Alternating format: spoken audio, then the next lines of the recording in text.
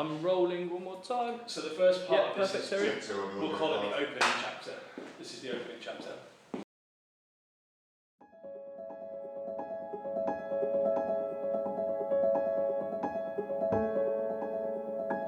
I'm Marc Porat, and in the early 1990s, when telecommunications was in its infancy, I started a company called General Magic. Communication is the heartbeat of community, and our mission was to connect the world with a device that could fit in your pocket. The prototype for the modern smartphone was created by this assembly of the most extraordinary engineers, innovators, and operators. We believed anything was possible. We believed in magic. After a grueling 6 years, an IPO, and ferociously competitive relationship with Apple, whom we thought were our partner, we failed. But as we learned in the decades to come, failure is not the end. Failure is the beginning. The women and men who built General Magic, the magicians, went on to become some of the most successful and influential people in Silicon Valley, changing the course of history for everyone. There were many milestones along the way, but everything we did started with a conversation. These are the conversations of the next generation of global entrepreneurs, those bold and audacious creators looking to change the course of history. These are the dreamers.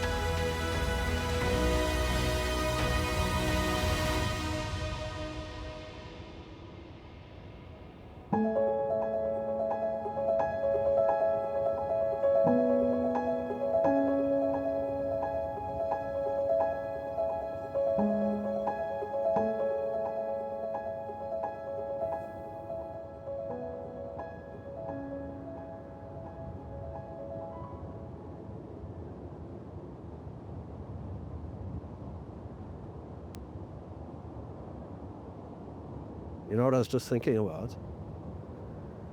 We're going to talk about dreams, but they can be big and small. I mean, not that this is small, but we mapped out this exact scenario almost identically. Isn't that cool? Yeah. We bumped into each other on a Zoom call and dreamt this place up, and here we are. Manifestation. The entire setup here is to learn about people's dreams and the way in which maybe you think about dreams and dreaming. But first, let's start with reality. Tell me a little bit of your story. My story's only just beginning, Gareth. A funny thing talking about yourself in any context, but I'm more excited for what's to come than I am proud for what's been. But certainly feel the foundations are laid. You know, we spent the last decade building a private equity firm that did things differently. The amount I learned through that 10-year roller coaster has allowed me, the experience I had of building a private equity firm in the US has allowed me to dream much bigger than a little guy from Southwest London would ever normally have dreamt. And that's a privilege you can't waste. There's nothing more human than to dream. We dream of making connections, of building a life, a family, a better world. We dream to pursue happiness,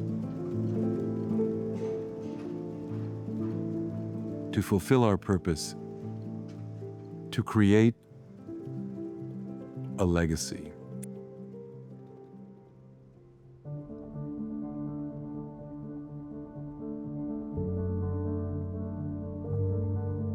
Dreams are the seeds that change the world. They're more than mere fantasy. They're blueprints, and they're how everything begins.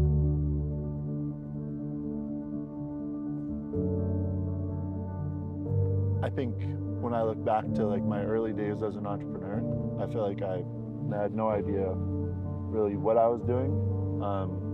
I think why was some internal drive to accomplish something. I don't know if it really mattered what exactly it was. It was just that I knew I wanted to follow a path, follow a journey to like make my way in the world. And I think that drive, I've often wondered, where does it come from? I used to think of purpose as like an external thing that you went to find.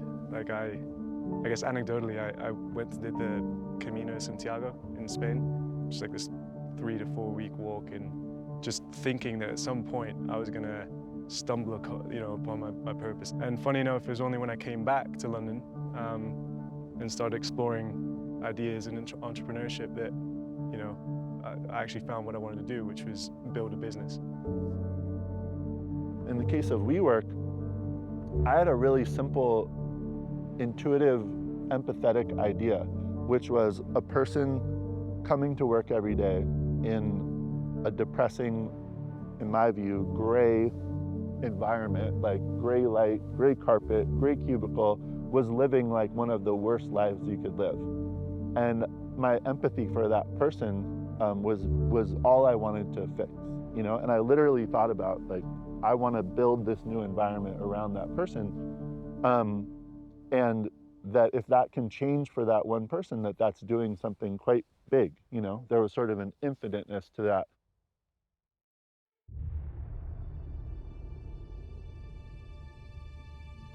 Is to be an entrepreneur, to be an artist? Like, are you an artist if you're an entrepreneur? I'd love to get your take on it. I think definitely. You need to have a vision of something that doesn't exist yet, right? And you need to do the storytelling to bring other people into that vision. And for some people, art is conveyed in a visual way. You're still an artist, a visionary who creates something from nothing. And like, that's the art in and of itself, is to conceptualize something that didn't exist. Maybe it's combining elements that had never been combined before. Yeah.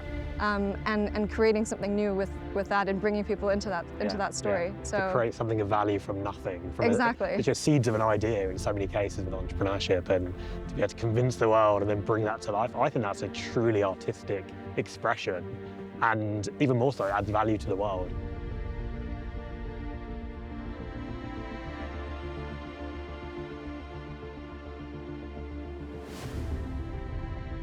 What drives someone to leave the comfort of certainty isn't just the desire to create something beautiful, but the realization that something isn't quite right in the world, and an obsessive need to fix it. Our mission is to eradicate unemployment in our lifetime.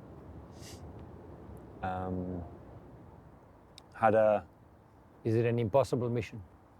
No, it's very possible. Well, I can show you where we've come from in 3 years.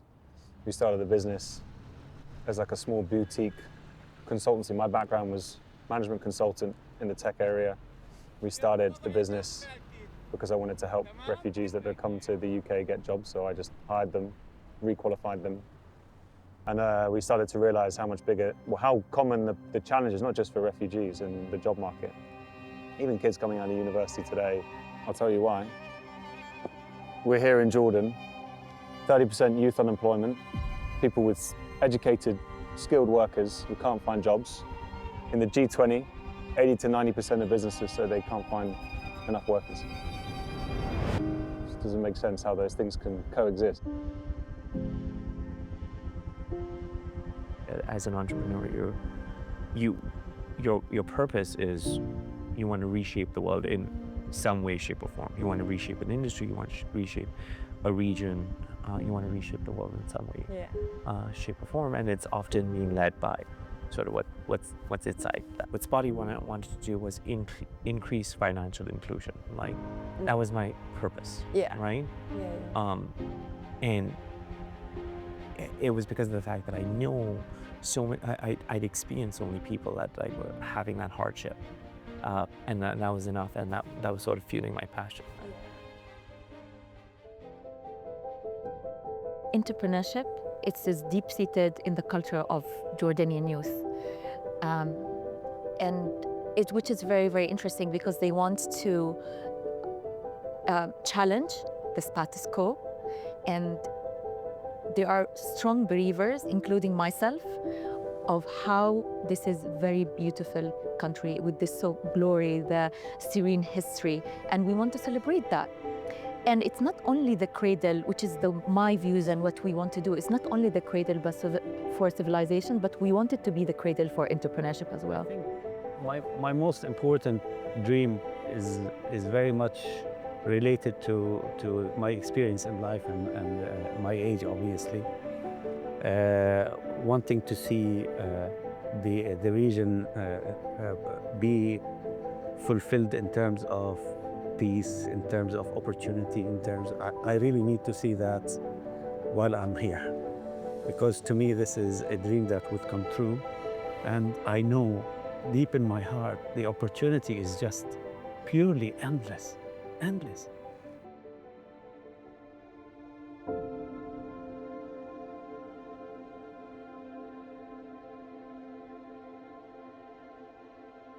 And I started this business not really caring about how much money it made, as long as it would sustain itself.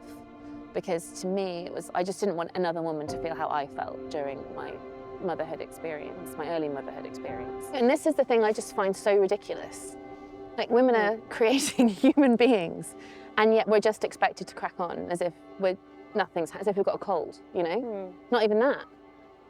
What's so sad about that, and you know, this is very well researched, is that when women are supported and allowed to thrive, then society thrives, then economies thrive.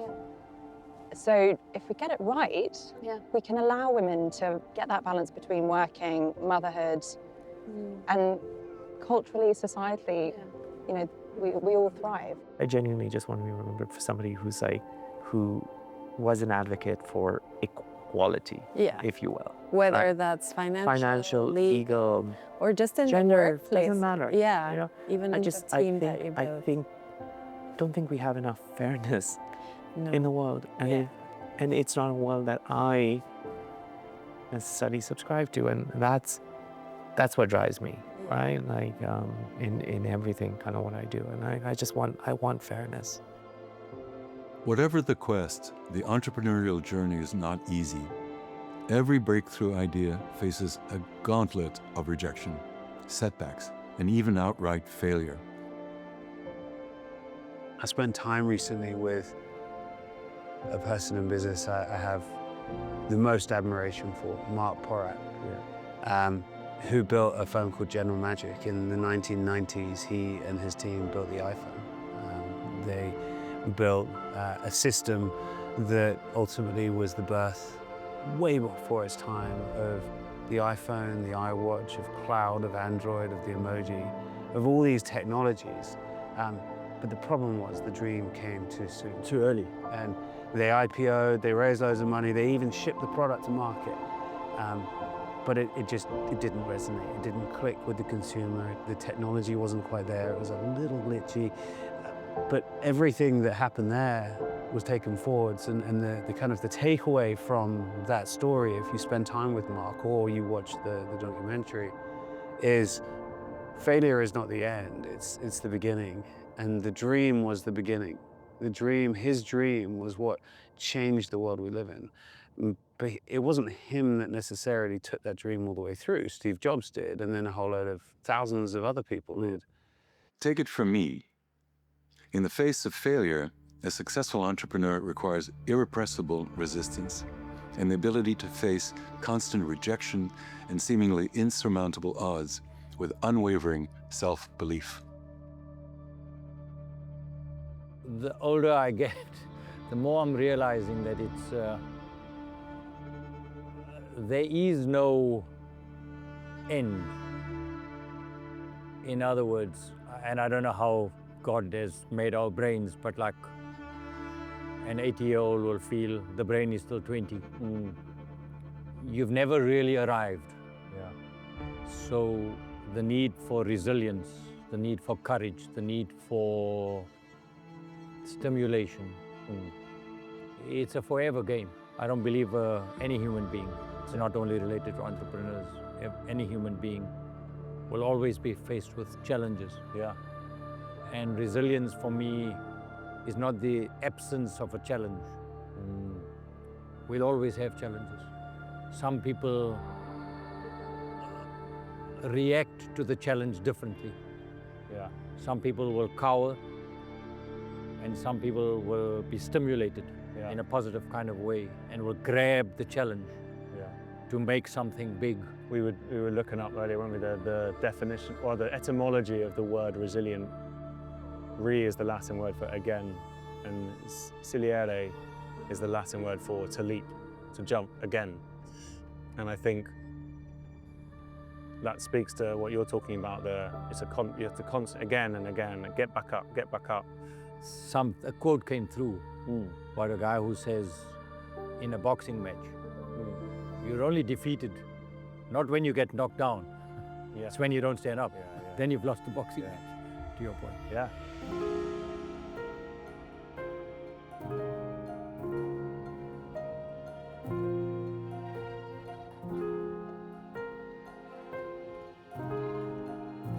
You're trying to do something different, right?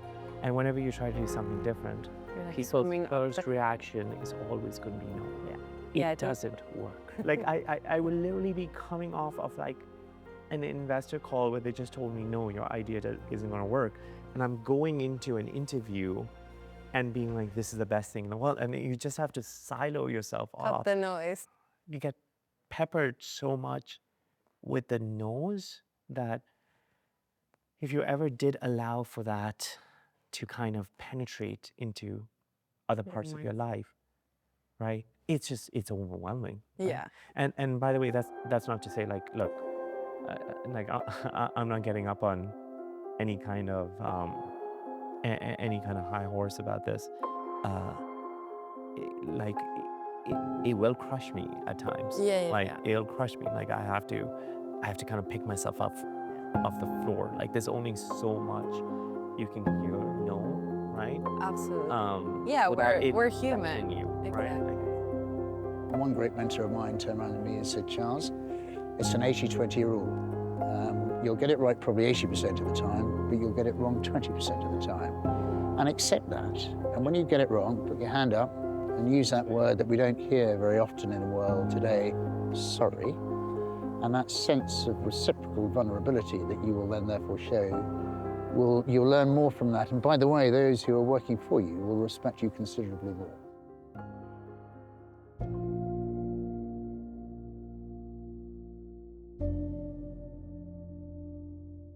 You will meet people along your journey that are bigger, stronger, more experienced than you, hold themselves in a way that might be very off-putting. And certainly over the last 3, 4, 5 months, we found ourselves in situations where that certainly is the case, where you feel very uncomfortable during a meeting and you walk out either doubting yourself or doubting the idea or feeling like you've been overpowered. I think what you're trying to say is that there are moments in that conversation where you as a founder can get irritated by what people are saying to you, or where you don't believe in the advice that you're getting or the feedback that you're getting. And in those situations, you have to be able to take the rough with the smooth. You have to say, okay, I can see the grain of truth or what is interesting in what this person is saying to me. But I know also that I have to disregard part of it because I think fundamentally that I'm on the right track. Often, resilience and fortitude aren't enough. And as the saying goes, no man is an island. Revolutionary ideas come to life when founders find others who share their conviction and complement their abilities. I know that anything I've ever achieved in business has been because of other people. The second you acknowledge that, your life is made so much easier. Choosing the right partner from the get-go is so vital and can be like such a source of conflict or such a problem if you have this lofty, hugely ambitious goal you want to achieve, and if you're not compatible on the same wavelength, then that's a massive problem. So what I remember from back then, I mean, gosh, we're 14 years in now. In the first, 2 years, we then figured out that we had complementary skill sets, which really helped us then decide who was going to be in charge of which areas, departments, and sections of the business. And I feel like that's when the conflict and the friction sort of slowed into like a really nice gelled day-to-day. I think we both worked out that I'm probably more of a strategic macro level thinker, and you just go straight into the detail. Yeah, all of the details. And then just from a creative point of view as well, obviously you're so, yeah, like driven towards the creativity side of things, full of energy, full of passion, much more kind of outward going, I guess. And again, kind of, I guess that's when we decided to, or learned to how to split those roles. I think one of the things that you have to do is build rapport in the first instance. You have to be on the same wavelength as someone. You have to have a conversation where something clicks and you say, you know what, this is an individual that I think I can trust, that I think I can talk about my confidential business plans, some of my deepest doubts, some of my biggest dreams with. If you can't have that relationship of trust with that individual, it can be hard to bring them into your village, to bring them into your community and to make them part of your journey. But when you do have that moment, when things do really click like that, you can start to ask questions of the founder.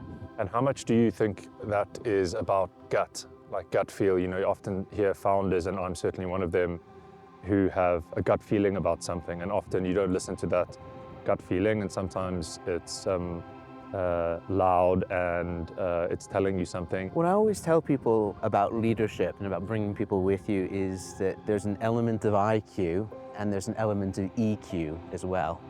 So you need the smarts, you need the technical abilities, but you also need the empathy, you also need the listening skills, the kindness, the storytelling that goes along with that if you're going to build your community successfully.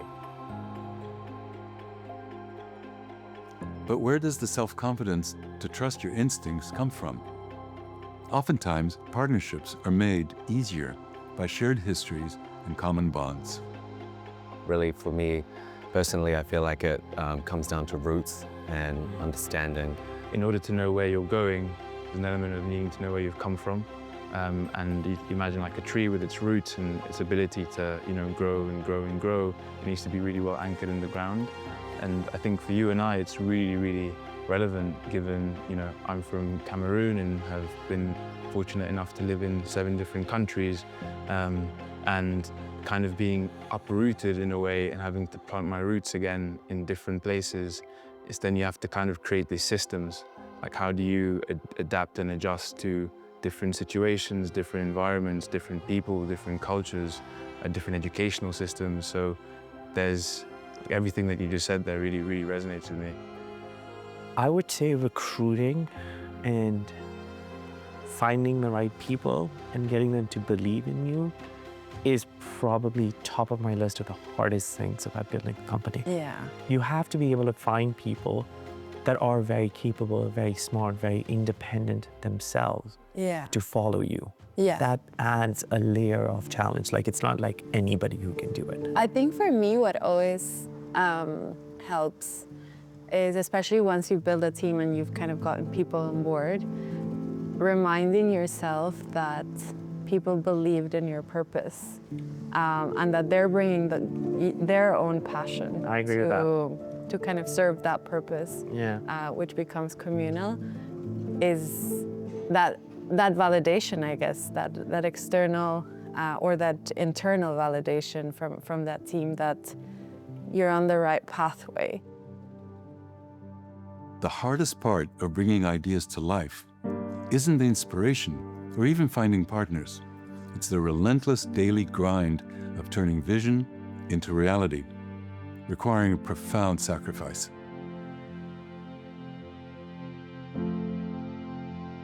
Also just thinking, especially in the beginning of the years, like, oh my gosh, like the first 5 years when we were sometimes for weeks, months at a time in the studios, 6-7 days a week from 6 in the morning till 9 at night. If we weren't doing that together, I think I would have been like, do I have a boyfriend? Like, is he even here? It's almost, I don't know if it's almost like blocking out pain, because it's like I said, I mean, there was certainly loads of that, but I guess that's kind of just being an entrepreneur. Somehow you just got to wake up the next day. I mean, like that time, that example, you know, I remember vividly. We were like, that is it. I mean, we are done. And we probably need to find a job tomorrow, and I don't know what. And yet, for some reason, you just wake up and you just get back to it. Yeah, and then one foot in front of the other. And then it's literally just taking each day as it As comes. painful as it is. Yeah, I think it is blocking out like pain or anger or loss sometimes, just so that you can continue. It's like a choice of optimism. It's always been a big thing for me, is knowing we have staff to support. And, I never wanted to let them down. Yeah. Like, motherhood is so fucking hard. Yeah. It's so hard. And you ladder on top of that starting a business, which we've both done,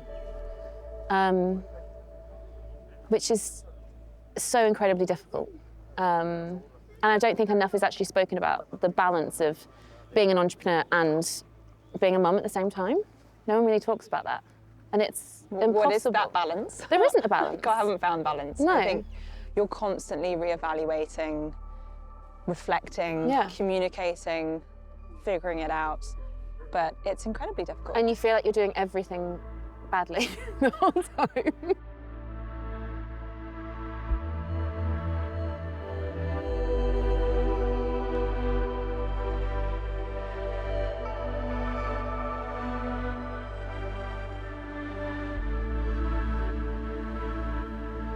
4 a.m. to 5 a.m. is really tricky most mornings, because I wake up and it's just like, the enormity of the task in front of us it's just massive. It's huge. It's so scary, right? You're starting a business from scratch. You have to prove a concept. You have to take something that you've created that is, you know, at the end of the day, like, it's a vulnerable act, right? And so it's uncertain. Like, starting business is so risky. I think over the years of feeling constantly overwhelmed and knowing that there's a never-ending to-do list, like, that's a part of a startup, I've realized all you can do is like the best you can do each day, you know? And so to have anxiety or, you know, regret about any period of time is just a waste of energy. And so I think that's been for me a very like calming mindset, is like, no matter what there is in front of me or us, like, the only thing I can do is the best I can do that day, and then come back tomorrow and do it all over again. But don't you feel like some ways, even though like the business kept going, I feel like we had within that little failures over and over, because we had to learn a lot of like really hard and expensive lessons, and like we did make mistakes. And I mean, yeah, and that's, you know, one of the cool things about if when we start the next thing, we can use all of that knowledge. You want to start? Let's go again.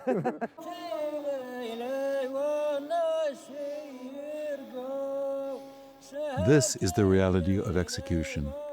The unglamorous, painful, relentless work of building something from nothing while carrying the weight of everyone who believes in you. Being an entrepreneur can sometimes be so lonely, yeah, and exhausting, you know? And just being able to have like a group of people that are kind of going through the same things, sort of through the same journey, and being able to talk to them. So when you were growing Spotty, what communities did you lean on, and how did you overcome the... No, the reality was when, you know, when I was growing Spotty, it was really lonely. And, you know, it's funny, as entrepreneurs and leaders of your company, the buck will always stop with you, right? Yes. You don't. There's no scapegoat. There's no scapegoat. So there's days where like I'm sitting there when like everything is going wrong, and things just suck, and I'm sitting there and I'm literally just like in my car. I'm just crying. I'm like, why the heck am I doing this to myself? Why don't I just get myself a job?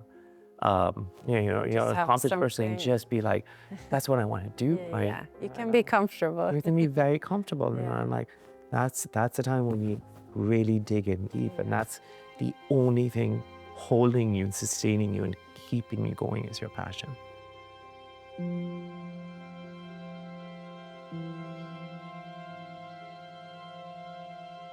Yeah, the entrepreneurship's really, really hard, and why should you do it alone? We want to create that partnership in early stage entrepreneurship for founders that helps them not struggle, always have someone to lean on.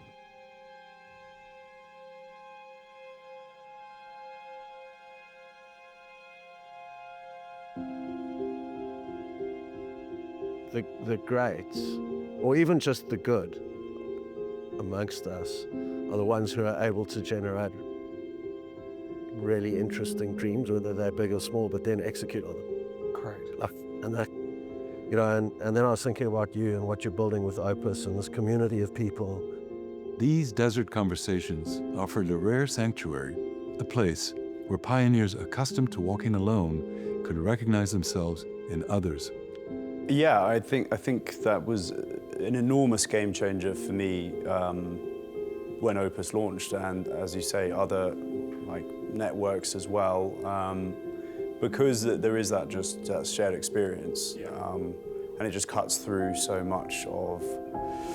I think what's surprised me in a pleasant way the most is how I haven't spotted a single kind of shred of envy amongst that group.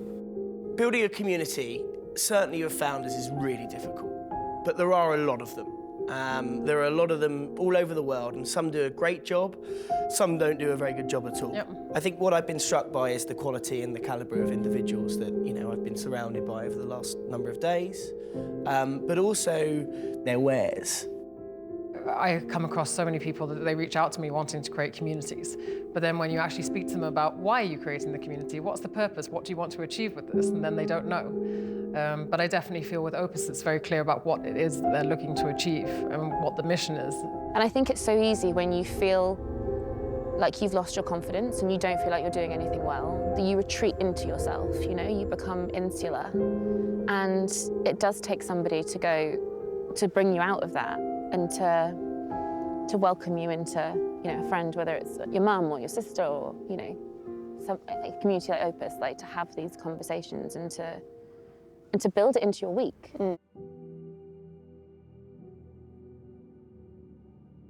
Against the timeless backdrop of Jordan's desert, these entrepreneurs reveal their deepest aspirations, dreams that extend far beyond business success to visions of a better world.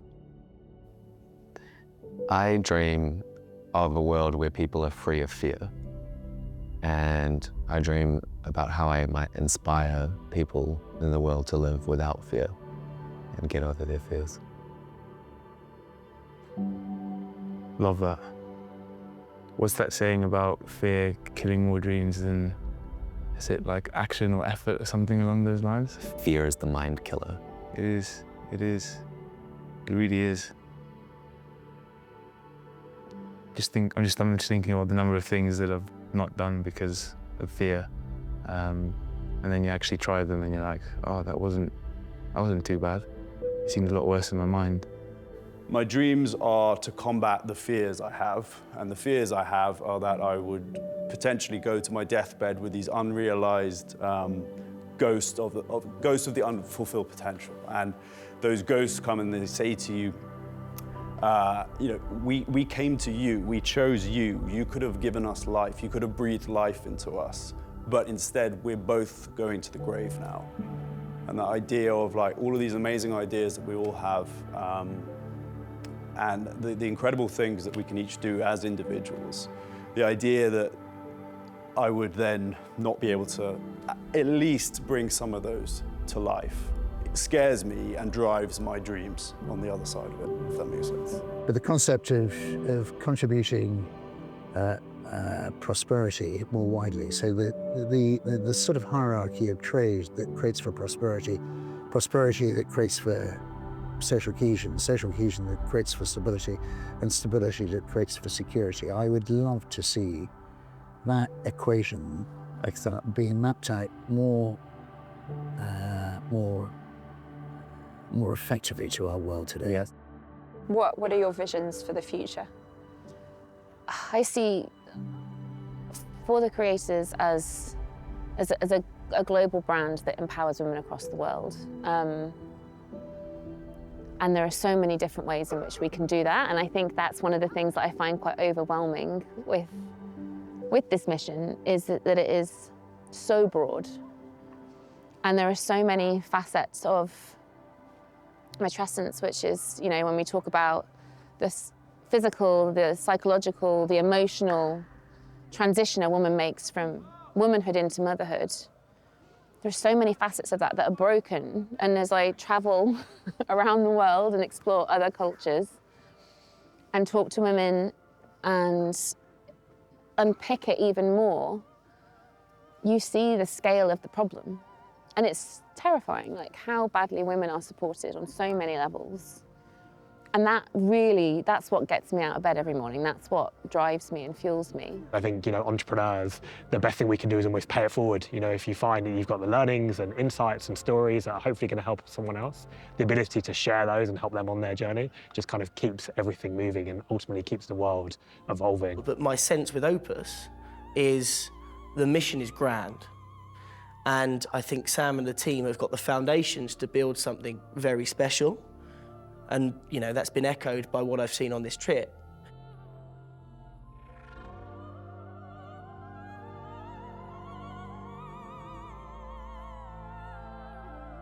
Across every conversation, one truth emerges. These are the individuals with the audacity to imagine a different world and the courage to build it.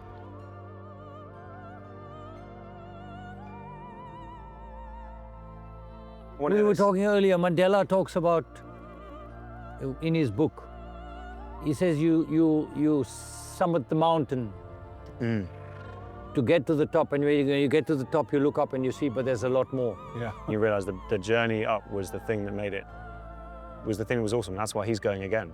Yeah. My thesis and my hope with Opus is that we build a community that convenes world-class, great entrepreneurs, and also some good entrepreneurs. They don't have to be world-class, but great, you know, great human beings who are all there trying to be better, do better, and create better. What about you? What about you in a year's time? You know, I'm increasingly a big believer in get the basics right, do the right thing, nothing can go wrong. But too often we neglect the basics. We overshoot things. Just do the basics right. The little dreams and savor it. That's the little dreams. Almost just a different way of saying what I think I was trying to say, but you just said it better. It was better, yeah. Much better. But I sort of laid it out for you and then you cleaned it up. Version 2 is always better than version 1. Exactly. You see? Always. So good. Yeah. So there, little dreams, aiming for the big dream. And we'll come back here and tell a different story next time. Ja, leef. Let's do it.